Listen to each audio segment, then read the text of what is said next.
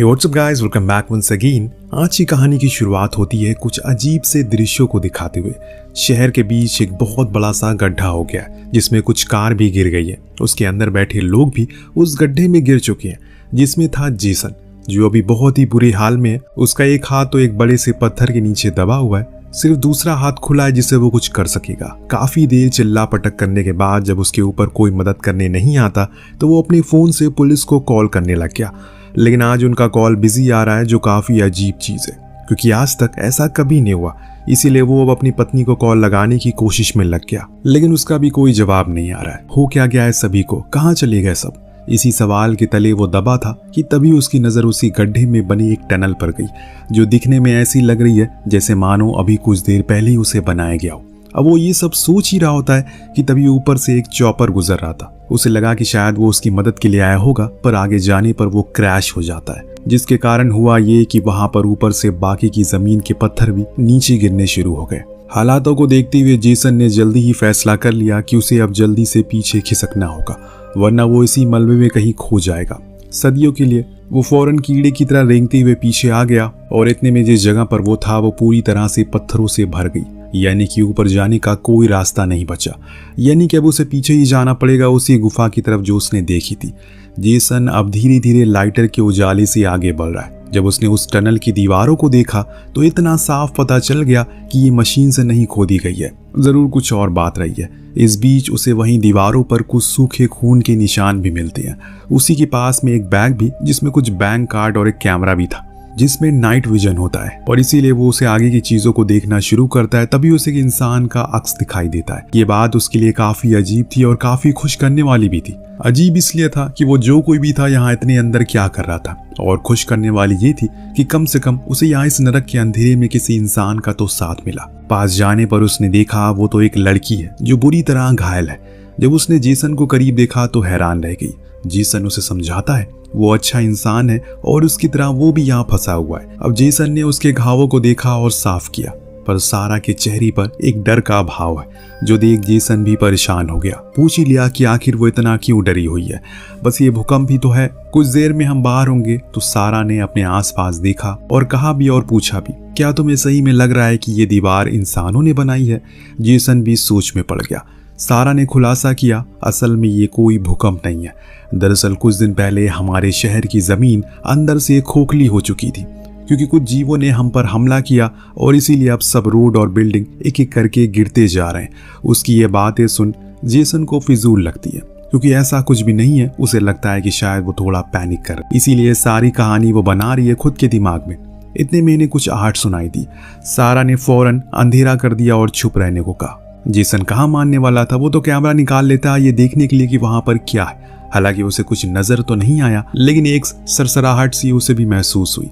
जैसे ही वो पीछे मुड़ा तो वहां सारा गायब थी। उसने खुद अकेली आगे बढ़ने का फैसला कर दिया, लेकिन आगे जाने पर वो उसे दोबारा मिल जाती है। अब जेसन ने मन बना लिया कि उसे सब कुछ पूछ कर रहेगा, लेकिन इससे पहले कि वो अपना मुंह खोलता, किसी और चीज ने अपनी आवाज से उन दोनों को खामोश कर दिया। और इस बार तो कैमरा में भी जेसन ने किसी चीज को रेंगते हुए देखा, जिससे कि दोनों ही तेजी से आगे की ओर बढ़ने लगे और तब तक नहीं रुके जब तक वो आवाजें बंद नहीं हो गई। कुछ दूर जाने के बाद जब चीजें शांत हुई तो सारा ने चैन की सांस ली और वहीं बैठ गई। उसके चेहरे पर डर था, लेकिन एक सुकून भी था कि वो बच गई। इन्हीं बातों के दौरान सारा ने बताया कि वो अकेली नहीं थी, बल्कि उसकी छोटी बहन और उसका पूरा परिवार भी उसके साथ रहता था। लेकिन जब ये भूकंप आया तो सब कुछ तबाह हो गया। उन जीवों ने मेरी छोटी बहन को मेरे सामने घसीट लिया और मैं कुछ कर नहीं पाई, सिवाय देखने के अफसोस कि उसे ये खुद नहीं पता कि वो क्या चीज है और कैसे आई। लेकिन हाँ, इतना जरूर पता है कि उसे बचकर रहना होगा, वरना सब मारे जाएंगे। जेसन अब सारा के पीछे चलना शुरू करता है, क्योंकि उसे भी अब उसकी बातों पर यकीन होने लगा है। वो भी धीरे धीरे करके उस डर से रूबरू हो रहा है जिससे सारा गुजर चुकी है और गुजर रही भी है। दोनों आहिस्ता आहिस्ता करके आगे बढ़ रहे हैं, क्योंकि इन्हें अब किसी भी तरह करके घर पहुंचना है। यहाँ अगर ज्यादा देर रहे तो बच नहीं पाएंगे। आगे जाने पर रास्ता और पतला होता जा रहा है। एक तो ऐसा मोड़ आया जब इन्हें रेंग कर आगे बढ़ना पड़ रहा है, पर घर जाने की जिद इन्हें वो भी करने को मजबूर कर देती है। सारा ने देखा कि आगे कुछ रोशनी है तो उसकी खुशी का ठिकाना नहीं रहा। तेजी से वो आगे बढ़ती और जब उसके करीब पहुंची तो वो सिर्फ एक टॉर्च थी जिसमें से रोशनी आ रही थी।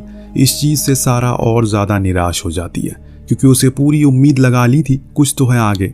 खैर अब जेसन उसे समझाता बुझाता है कि हमें हिम्मत तो नहीं खोनी चाहिए, बस कोशिश करते रहना चाहिए। सारा ने तो उस टॉर्च को उठाया, फिर आगे बढ़ गई। कुछ दूरी पर इन्हें एक घायल शख्स मिला, शायद वही इस टॉर्च का मालिक होगा। सारा ने उसे उठाने की कोशिश की, लेकिन अफसोस कि वो अब दुनिया में नहीं रहा। जेसन ने उसकी जेब टटोली, उसमें एक चाकू और शराब की बोतल मिली जो उसके लिए काम आ सकती है, क्योंकि उसने उन्हें अपने जख्मों पर लगा लिया ताकि इन्फेक्शन आगे ना फैले।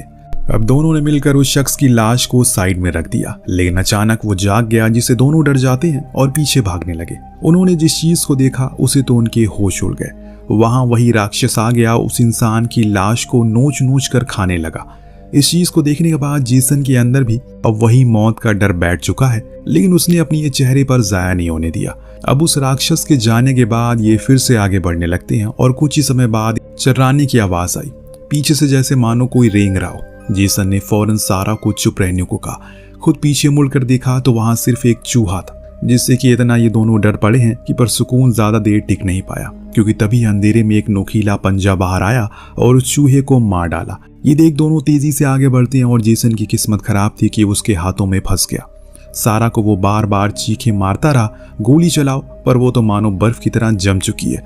उसने कुछ नहीं किया। जब समय बीत गया तो वो वापस आई और जेसन की टॉर्च धीमे से उठाने लगी, पर तभी सुरंग फिर से हिलने लगी और ऊपर से कुछ धूल मिट्टी भी गिर रही थी, कहीं ये सुरंग पूरी तरह ना ढह जाए।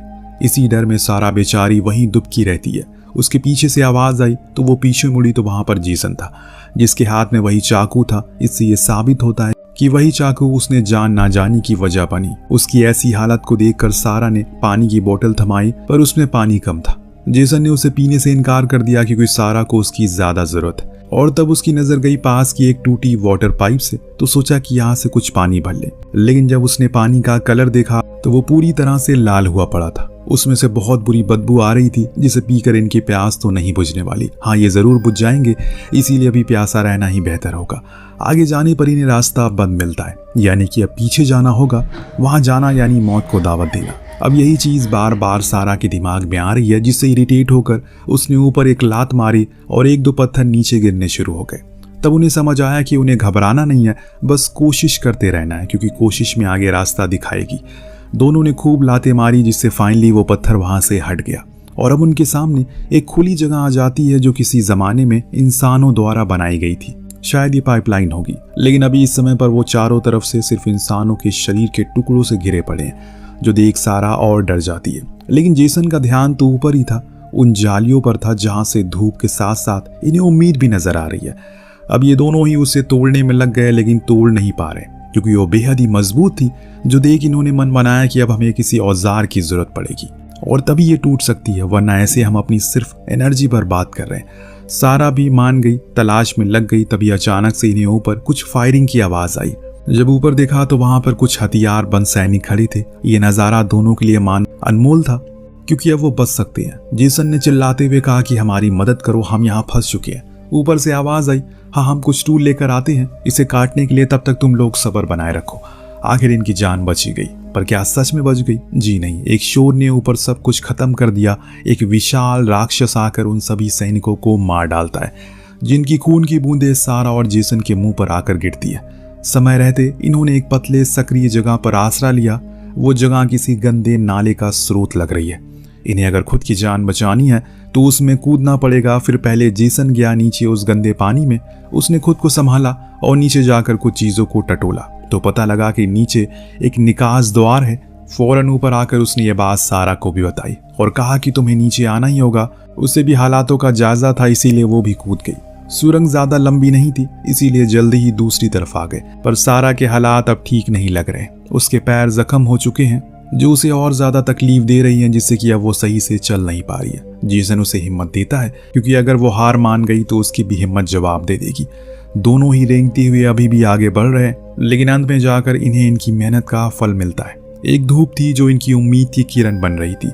वहां एक द्वार था जहां से बाहर निकला जा सकता है। दोनों वहीं चैन की सांस लेते हुए कहते हैं कि अब फाइनली वो बच जाएंगे। जेसन अपने घर जाकर अपनी पत्नी से मिल पाएगा, सारा भी अपने घर को लौट जाएगी, इस नरक से छुटकारा पाएगी। लेकिन दोस्तों, शायद इनकी किस्मत में अभी आज़ादी लिखी ही नहीं है।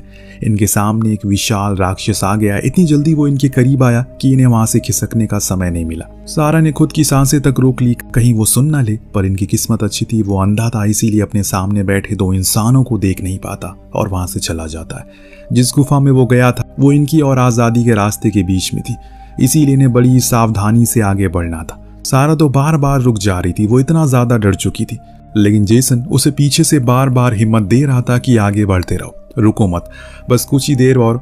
लेकिन अचानक जब वो कुछ दूर और रहेंगी तो वहां रुक गई। जेसन को लगा कि शायद वो थक चुकी है, इसीलिए रुक गई होगी। जब वो सच्चाई से रूबरू हुआ तो उसकी खुद की दिल की धड़कन रुक गई। सारा ने अपना दम तोड़ दिया था और यही हकीकत है जिसको जेसन भी अपना लेता है, इसीलिए अब उसे आगे अकेले ही बढ़ना पड़ेगा। लेकिन यहाँ एक परेशानी थी, जिस रास्ते से ये लोग आगे बढ़ रहे हैं वो बहुत ही पतला है, जिसमें अब सारा की लाश आ गई है और जेसन उसके साइड से नहीं निकल पाएगा। तभी अचानक हम कुछ आवाजों को दोबारा सुनते हैं। ऐसा लग रहा है कि मानो सारे के सारे इसी तरफ आ रहे हैं, पर वो अभी तैयार था।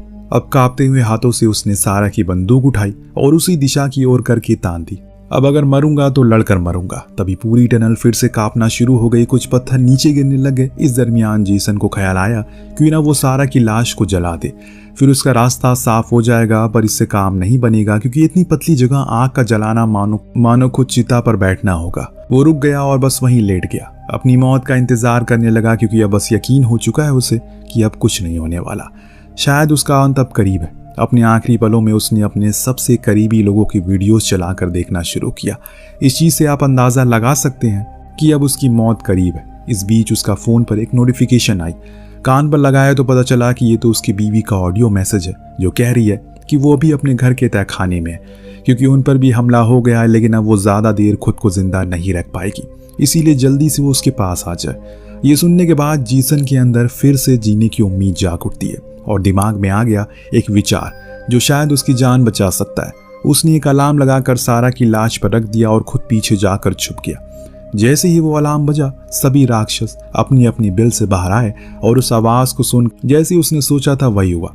सारा को वो घसीट कर ले गए। जेसन के लिए रास्ता अब साफ था। वो आज़ादी से कुछ ही कदम दूर था, लेकिन ये कदम अभी इतनी आसानी से खत्म नहीं होने वाले, क्योंकि वो बीच रास्ते में ही था तो वो गलती से उसी गुफा में गिर पड़ा जहां वो सभी रहते हैं। इसे आवाज हो जाती है, जिससे हुआ ये कि कुछ उसके ऊपर आ गए और जेसन के पैर को पकड़ लिया। उनकी पकड़ इतनी मजबूत थी कि जेसन ने पूरी जान लगा दी, लेकिन फिर भी खुद को छुड़ा ना पाया।